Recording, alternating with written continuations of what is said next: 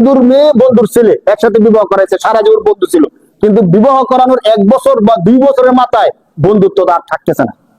এই সমস্যা ওই সমস্যা, ঠিক মতো যৌতুক দেওয়ার কথা ছিল যৌতুক দেয় নাই, ছেলেকে বাইক দেওয়ার কথা ছিল দেয় নাই, মেয়ের উপর অত্যাচার করে, এই করে সেই করে, এগুলোর মাধ্যমে ঝগড়াঝাটি লেগেই থাকে।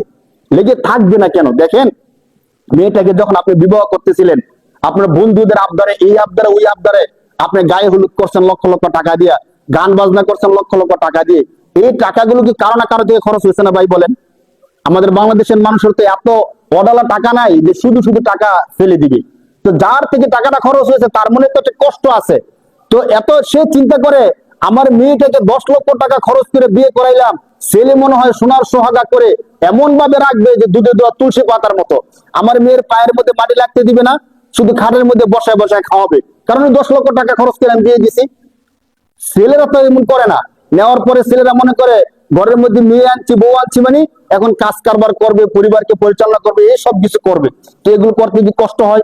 আর মেয়ে মনে মনে চিন্তা করে রাখে, আমার বাবা এতগুলো টাকা খরচ করে তোমার কাছে বিবাহ দিয়েছে, তুমি তো আমাকে সেবা করে চলবা। যে খাটের মধ্যে শো, খাটটা তো আমার বাবার টাকার কিনা।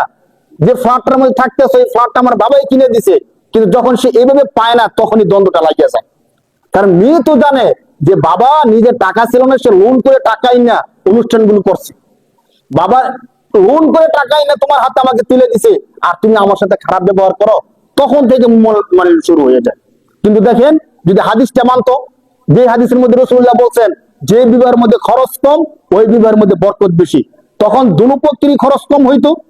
আমাদের সমাজে কিন্তু এক পক্ষ খরচ করে আরেক পক্ষ বসে থাকে এমন না, দুনো পক্ষই খরচ করতে হয়। যেমন আগে বলছিলাম, যে দৌড়ে তারও কষ্ট হয়, যাকে দৌড়ায় তাকে তারও কষ্ট হয়। এখন মেয়ের বাবা অনেক বেশি খরচ করে, এখন ছেলের বাবাকেও খরচ করতে হয়। এখন দুইজনেই সমান সমান খরচ করতে গিয়ে দুইজনের পকেট ফাঁকা। এখন দুইজনেই দুইজনের উপর রাগ করে থাকে যে আমি তো আরো অনেক বেশি পাইতাম, এগুলো পাইলাম না। দুইজনে এগুলো থাকার কারণে মন মালিন্য থেকেই থাকে। যদি আমরা দুপক্ষী হাদিসটা মানতাম যে না, খরচ কম বরকত বেশি, এটাই তো ভালো। আসেন আমরা দুপক্ষী খরচ কমায় করি, যতটুক না করলেই না ততটুক করি, আল্লাহর বিধানটাও মানি। আমরা আমাদের সন্তানদের দাম্পত্য জীবনটা সুন্দর হোক, আমরা এই কাজটা করি না।